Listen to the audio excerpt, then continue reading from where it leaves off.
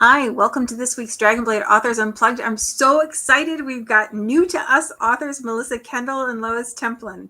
Ladies, it's so nice to meet you, and I'm so glad that you took the time to be with us today. Oh, thank you.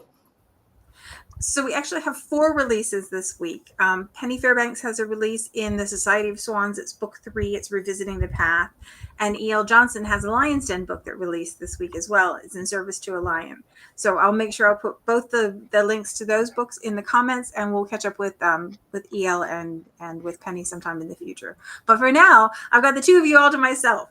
So could we please start with Lois's book, since hers releases first this week, and it's Heart of the Hawk, and it's book 1 in the Band of Bastards.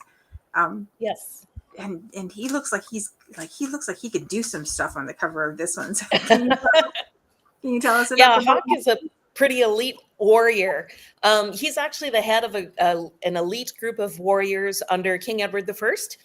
And he calls his group the Band of Bastards because he looks for men who have had kind of unusual upbringings and that have a little different outlook than some of the people who've maybe had a little more privileged upbringing or a little bit more noble upbringing. So that's why they're called the Band of Bastards. And it also gives them a little different code, which I kind of liked. The fact that their code, because they're bastards, they were raised by women, or they had single women, or they had mothers who had very difficult situations. Mm-hmm. And because of that, they have a little different outlook towards women than some other people do, because of watching their mothers and the struggles that they had. So that's why they're called the Band of Bastards. And Hawk is the head of the Band of Bastards. He's the lead of it. And he has been sent by King Edward to Hawkspur Castle because it's during the time of the Welsh Rebellion, and there is a spy somewhere. Somebody's leaking information to the Welsh, and he's got to figure out who it is. So he comes to Hawkspur Castle, and Alice Chetwynd is there, and she is the sister of the Lord of the Hawkspur Castle.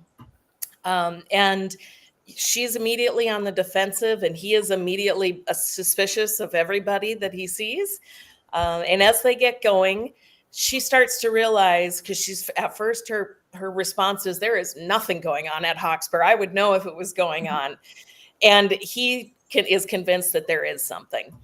But the more time he spends with her, he realizes she can't possibly be involved, because everything she thinks comes out of her mouth, and every emotion she feels is on her face. So there's no way she's a spy. No way she's doing something underhanded.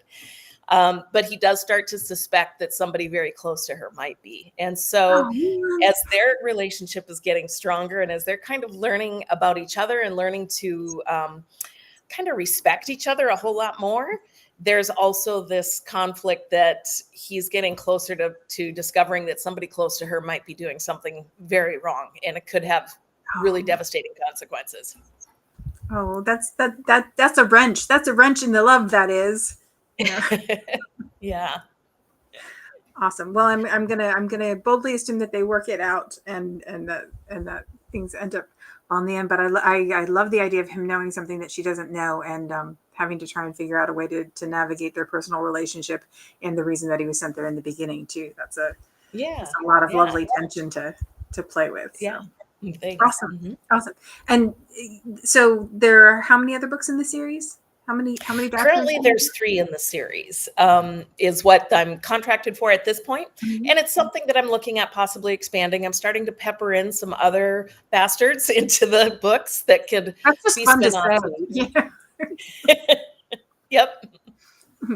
Yep. So there's 2 more coming out. Heart of the Viking and Heart of the Hunter are coming out just this fall and winter, a couple months after this one. Wonderful. Wonderful. And I love the setup of the series, the idea of men that are raised by women and would have, or solely by women, or women in difficult situations, and would have a different perspective. That's a really interesting take on that kind of, burly hero. Yeah. Yeah. Especially 13th century, because during the 13th century in Great Britain, women didn't have all the respect that we would like them to have, and they really had to demand it. So to have men that understand that, I thought would be a little different twist on it. Oh, fun. Oh, that sounds like so much fun. And I'm glad that we have 2 more after this one to look forward to. So there's lots of good stuff there. Thank you. So the next book that came out this week is Melissa's book, and it's companion to the Count, and it's book 1 in the Seductive Sleuths series. Melissa, can you tell us about your book? Sure. So my book is the first book, as you said, in the Seductive Sleuth series. And this series is about 3 women who are, I call them autistic coded, because obviously the diagnosis of autism didn't exist back then. But like me, they are all meant to be autistic. And they all end up in a situation where they have to do some sort of detective work. So in the first book, it's about Saffron, and she is a Victorian lady who she's facing financial insolvency because her brother ran away with all of their money and left them in a really terrible position. So she has assumed that he's been dead and is facing this life of, what am I going to do now that we have nothing? And then she goes to a party and she sees his face in the newest painting from a famous anonymous artist that had just come out. So she thinks, okay, well, he's got to still be alive. If I can find him, I can solve all my problems, right? So, but the problem, of course, is that it's an anonymous artist. So she needs to find him. So she goes along this path to trying to figure out who this artist is so that she can talk to him and find out where and when he saw her brother. And that leads her to a reclusive lord who agrees to introduce her to the artist, but only if she helps him organize an art auction, because his paintings, his collection of paintings, are being replaced with forgeries. So he is trying to flush out the thief. And he says, well, this woman is going to get in my way. So rather than try and stymie her and she's just going to keep coming up, I'm going to get her to help me, and we are going to find the person who is stealing the paintings. And at the same time, later, when everything is done, he will introduce her to the artist. And then a whole series of tragic events happen that makes them realize that they are landing on something that they shouldn't have, because someone is definitely trying to kill Saffron. Oh my! Yeah. So as they work together, of course, they fall in love. Like you do when you're sleuthing. like you do. Like you do when you're sleuthing. No, I love the idea of the paintings being replaced with forgeries. You know, it's like you go in and wander your gallery and be like, that's not quite the way it was before. Awesome. And I'm imagining that her brother was probably up to something nefarious if he disappeared and then. We'll see. Read the book and find out. But yeah, I mean, certainly seems nefarious for him to disappear and then all of a sudden, like, he was presumed dead, but all of a sudden, how could his face be in this painting if he was presumed dead? Oh, there's lots of cool tension there. Lots of stuff to like. And I love the idea of a reclusive hero too. Those are always the ones that you have to draw out of their shells. Are delicious. And a heroine who thinks differently is really cool too. Yeah, awesome. So can you tell us a little bit about the rest of the series? Are there 2 other books in the series? Yes, there are 2 other books in the series. So the next one, the second one, Mentor to the Marquess, is about a character in the first book, and she is a matchmaker who gets paired with a widower who wants her to help him find a love match for his daughter. And she is trying to find someone who is writing lies about her in the newspaper and assumes that it's him because that's where her clues have led her. So this is what he asks in return. And then the third book, Benefactor to the Baroness, is actually a sapphic book. So it's women love women. Yeah. So it's not male and female. It's 2 ladies. And she is asked by this baroness to travel across the ocean to Halifax to figure out why orphans are going missing, because she is the part of an organization that has shipped orphans to Canada, which is a thing that really happened. There's a huge number of people in Canada are related to children that were shipped overseas to Canada from London during that time. Very cool. But it sounds like there's lots to love in this series, and I love the stretching of love in all different directions. It's fantastic. So awesome. Lots of good things to look forward to here.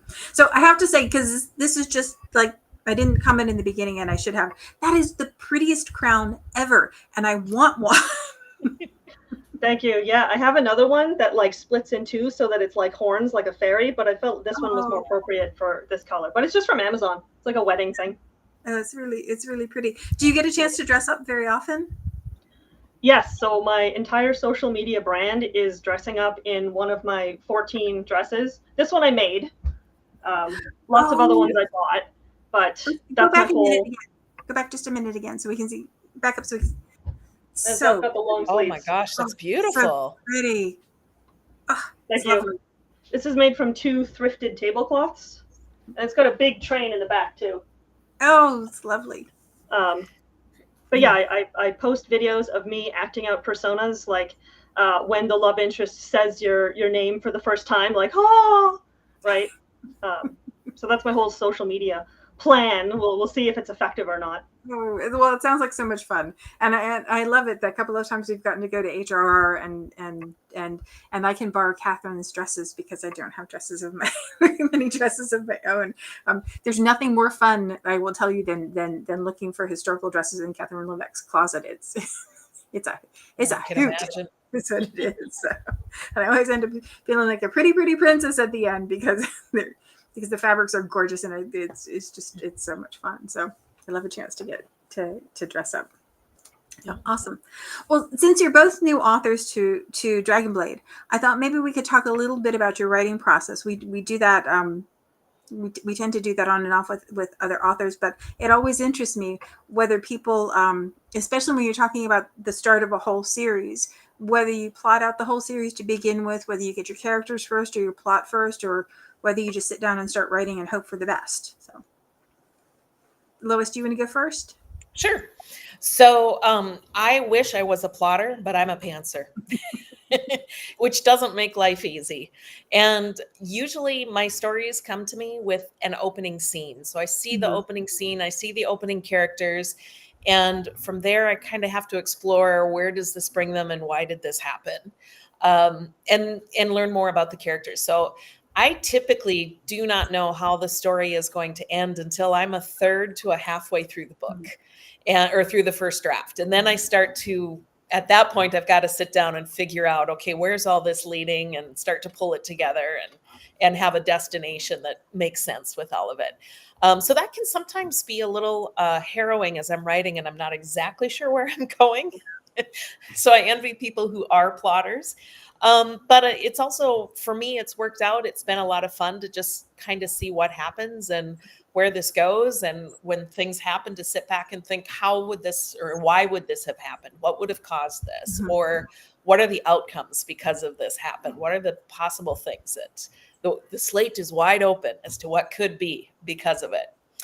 I love doing research. I do a lot of research and have been fortunate. I've been able to do a lot of travel through the UK and to a lot of the places. So, in fact, just a month ago, we were in Wales and I was able to go to one of the locations that is in Heart of the Viking, the second book, because I used an actual castle for that. So it was really fun to be able to go there and actually stand in some of the places where my characters were.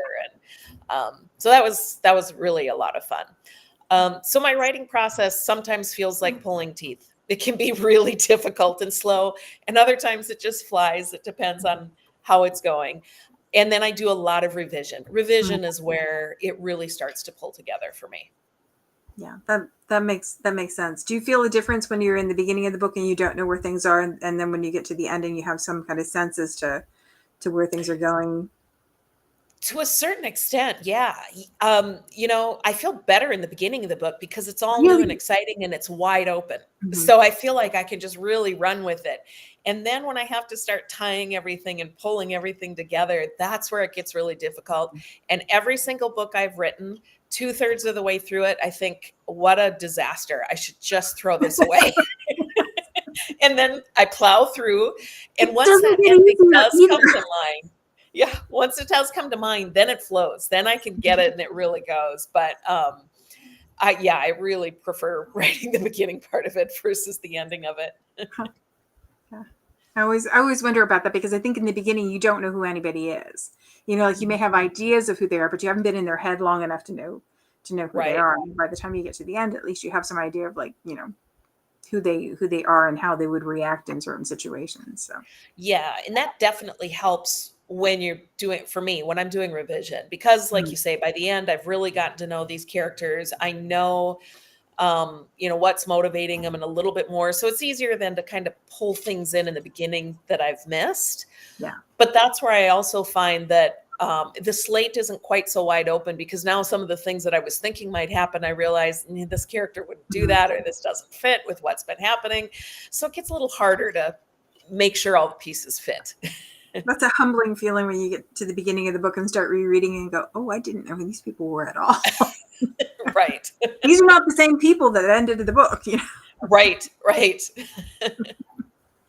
Awesome. Well, Melissa and I both, I could tell, had envy when you said about getting to travel to Wales, because that does sound lovely. And I imagine as a historical romance author, that research is just huge. So very cool. Very cool. Melissa, what about you? Do you plot everything out, or do you just go at it and hope for the best? My process is very different from Lois's. I wish that I could be a pantser. I feel like that would make my life a little bit less stressful, or at least my writing, because I am an extreme planner, like very extreme. Before I write any word, I have every single chapter with all of the scenes, everything that happens at like a storyboard level, almost like you're writing like a script for a show. But I always start out with characters and how they complement and contrast each other. I like having characters that have conflicting goals and motivations. So I always start with, these are the two characters, this is how they are different and how they will solve each other's problems, or make the other one realize that the lie that they've been telling themselves is not true. And then I lay out the goals, the motivation, the conflicts, the stakes. Then I go into my 25 chapter guideline, which is, you can find it online. The 25 chapter outline is very common. And then I go through every single chapter and spend an enormous amount of time figuring out everything that's going to happen. It's a ton of work. And then I write scene cards. So I will draw pictures of all the things that are going to happen. And then on the back, I will write down major plot points, and then like various sensory details. So like the smell, some sort of taste, some sort of texture, so that when I start writing, I have like a whole pile of scene cards. But as a result, the planning will take me like a month or two, but then the actual writing, I can usually get done in like a month. So I just like absolutely blaze through a first draft crazy fast. But then my revisions take forever, of course, because inevitably like 2/3 of the way through, just like Lois was saying, it's like, oh no, like everything is wrong. This doesn't work at all. So you have to go and change things. So it's like, I don't know why I keep being so obsessed with planning, because every time I get to the 3/4 mark, it's like, nope, doesn't work. I think everybody has their process. Emily Murdoch does huge outlines and plots everything out like you do with scene by scene, with what people are going to say and do in each scene, so that when she sits down to write, she's got essentially the book already laid out. And then I know C.H. Admiran, which is much more of a, let's see what the characters say in my ear kind of writer. I think everybody just has their own process, and I think you can fight it and try to, like, I have envy every time I talk to y'all, especially the plotters. Like it would be so much easier if I knew more than a day ahead of what was going to, of what was going to happen with the writing. But I think you get to Melissa, you said you were envious. I'm envious of you. I think that is so impressive that you can do all of that. And I'm sure your stories are so cohesive because of it. But maybe if there was like an amalgamation of the two of us, we would have the perfect writer. I just think there's a lot of, I think there's a lot to be gained by acceptance of what your process is, because after having talked to a bunch of authors, everybody's got a different thing. And I think yours is yours. It's the way your brain works. And you just need to, I would agree, to go with what works for you. It's interesting that you get a scene, Lois, and you get the characters, Melissa, because I often wonder, especially in a romance, because they're the two characters, that when you get one, if you sit down and consciously think about who is the right person to pair with that, who's gonna match, who's gonna do. I love Jenny Cruzy's conflict lock. Who's the one that's gonna be the one that's gonna help them see themselves for who they really are, and also push against each other because they both want something that they can't have and still be together, kind of thing. Right. Yeah. Right. So do you find yourself digging deep into the characters before you get started, or is that something that you learn as you're moving through the story? For me, I learn it as I'm moving through the story. The opening scene does help me define them, because usually when I picture that opening scene in my head, it's a life-changing moment is the opening scene typically for me. And so in that life-changing moment, you're seeing the raw reaction of the people who are there. And to me, that it starts to be the real basis of who they are. And you start to see a lot of who they are, and what their tendencies are, and the real core of their instant reactions and their instant thoughts about things. There's a lot for me to flesh out after that, but I do feel like that helps me to really kind of anchor who these two people are. And now I need to figure out the details on those. That makes sense. What about you, Melissa? So I think despite the fact that I do so much planning, I feel like I more so know where the plot's going to go, but I often don't know so much about how the characters are going to react to the plot, which is maybe why I have problems when I get to a certain point. And it's like, I know what needs to happen in the plot, but because I have set up this character this way and I've learned about them as I've been writing up until this point, all of a sudden I think, the way I've written this character, the things they've been through, it no longer makes sense for them to react in a way that would lead naturally into the next plot point. So then you have to change it, right? But I like setting up my characters so that they are as contrasting as possible, put as many barriers as possible between them achieving love and success. Lots of contrast. I lost my train of thought. So that made perfect sense. Yeah, that made perfect sense. And that idea of having them be contrast opposite of each other, like then you have a built-in conflict that drives the story. It's almost like you just have to go along for the ride as these two people work out what they're doing together. So that makes perfect sense. So both of you talked about being very revision heavy. So you do the either plotting or the pants stinging, the first draft, 2/3 of the way through. Everybody hates their story, and that never changes. Like, it doesn't matter how many books you write, you still get that point, and you're like, this is the one where the reviews are going to say, what is she doing? She just needs to go have coffee somewhere. It's like this, and that I have not found a point where that changes yet. But so we get through that point, we get to the end of the first draft. There is a little bit of a sigh of relief, and then you've got revisions after that. Do you do 1 round, 2 rounds? How do you move through your revisions? I do quite a few rounds. I do tend to find that when I get about halfway through the book, I go back and start to revise the first half, because things have really started to solidify. So at that point, I know that, okay, there's some things I did in the beginning that I have to do a little differently, or I have to make more clear, or I need to emphasize more. So then I go back and I revise the beginning. So the beginning of my book, by the time I'm done, has had many, many revisions, because I keep going back and then go a little further.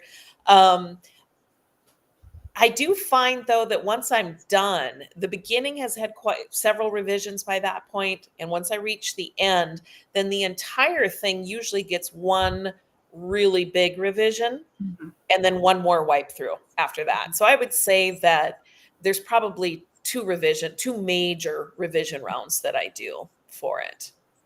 And it's sort of ongoing. Sometimes if I'm stuck and I just can't get the story going, then I go back and I start doing revision, or, do a few chapters to kind of get things going and get my head in the right place again. So some chapters get revised many, many, many times by the time I'm done.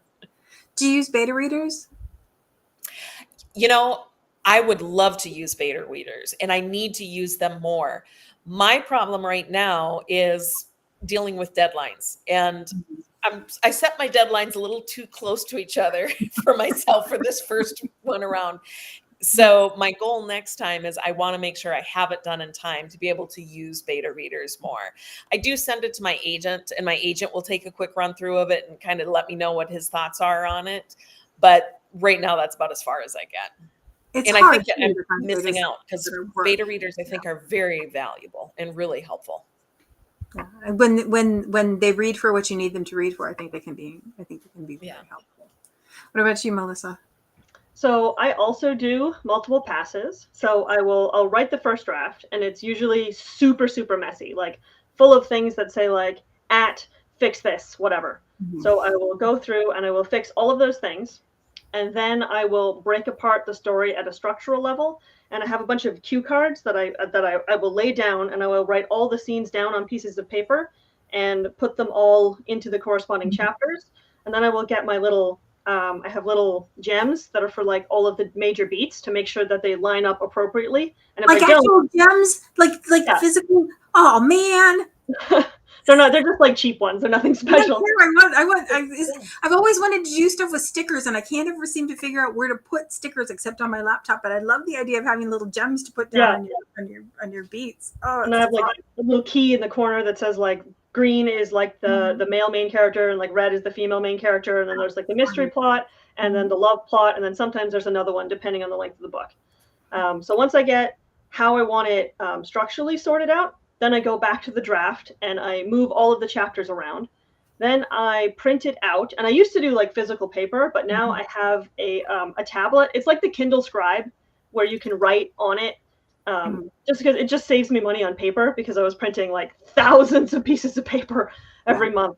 So I use my Kindle Scribe, and then I bring it onto my computer and I apply those changes. And then sometimes I'll do one more pass to catch any like weird typo things.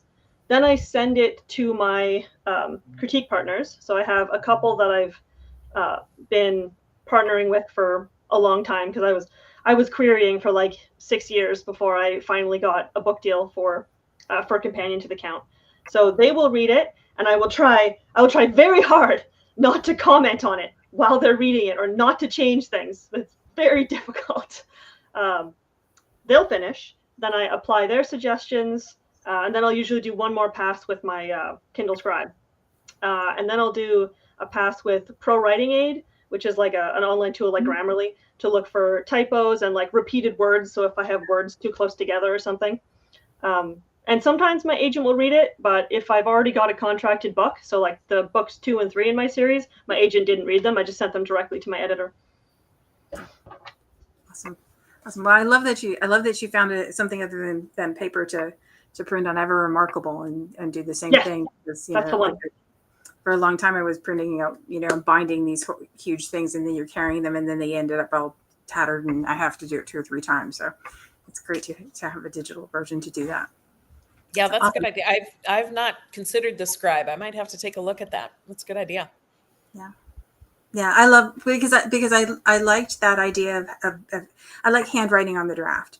Like when you're reading through, and I like being able to handwrite on the draft, and that lets you do it in a way that doesn't involve me trying to figure out how to get my printer to talk to me, which it gets used to rarely. It doesn't seem to work. And I love the idea of the jewels. That's something that I think I may steal. I'm not sure you keep your cat from moving things around, because that just seems like that could be potentially fraught with peril. Yeah. But awesome. Well, ladies, it was so nice to talk to you today. I really appreciate you taking the time. I'm so excited about the new series. I hope everybody has a chance to grab them. Dragonblade books are the best deal on pre-order and release. So there's no barrier to entry. So you should grab them right away. Book ones always stay at a low price, so there's just not a reason not to do it. And then you can just read the whole way through the entire series. So I'm a huge Kindle Unlimited fan right now. But I'll make sure I pop the links for these books, and also for Penny's book and for E.L. Johnson's book in the comments, so you can grab them. And we look forward to all the things that are to come. So, ladies, thank you so much for taking the time to talk to us this week. I really do appreciate it. Oh, thank you. And it was fun to hear about your processes, Melissa. Thanks for having me. And I've loved hearing from you too as well, Lois. Awesome. Well, it was lovely to meet you, ladies. And we will see you again soon.